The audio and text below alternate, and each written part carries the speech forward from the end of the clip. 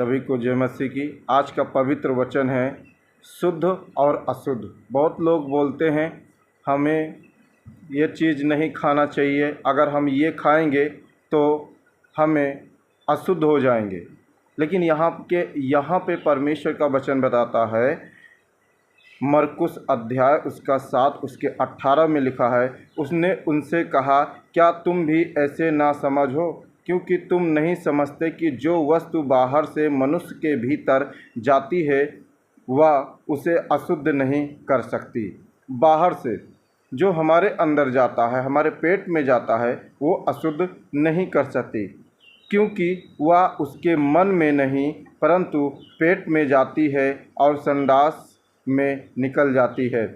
परमेश्वर के प्रिय लोगों, जब हम बाहर की चीज़ खाते हैं, कोई भी चीज़ खाते हैं, तो मेरे मन में वो खाना नहीं जाता, वो मेरे पेट में जाता है। वो चीज़ अशुद्ध नहीं करता, क्योंकि वो संडास के द्वारा निकल जाता है।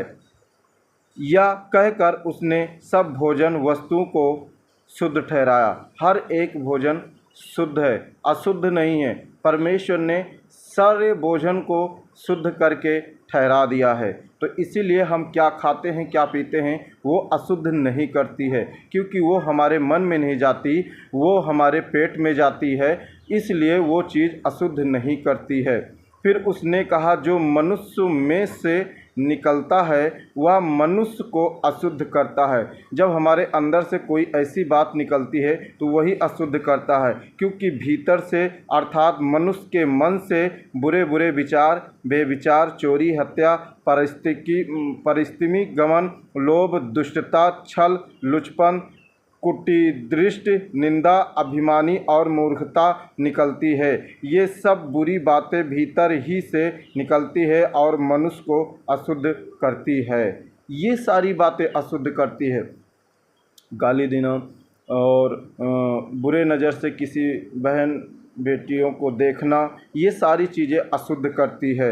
हमारे मन से ये सारी चीज़ें निकल रही है और हम किसी को कुछ बोलें तो उसको बुरा लगना, ये सारी चीज़ें अशुद्ध करती है मनुष्य को। इसीलिए परमेश्वर के प्रिय लोगों, हम जो खाते हैं वो अशुद्ध नहीं करती। जो अंदर से, जो हमारे मन से निकलता है दूसरे के बारे में बुरा भला, वो सारी चीज़ें अशुद्ध करती है। परमेश्वर के प्रिय लोगों, इस वचन से परमेश्वर आपको आशीष करे। ज़्यादा से ज़्यादा शेयर करें, लाइक करें और सब्सक्राइब करें। प्रभु आपको आशीष करे। ये वचन उन भाइयों के लिए है जो ऐसा सोचते हैं शुद्ध क्या है, अशुद्ध क्या है। परमेश्वर उनको बुद्धि और ज्ञान दे और वचन का प्रकाशन दे। सभी को जय मसीह।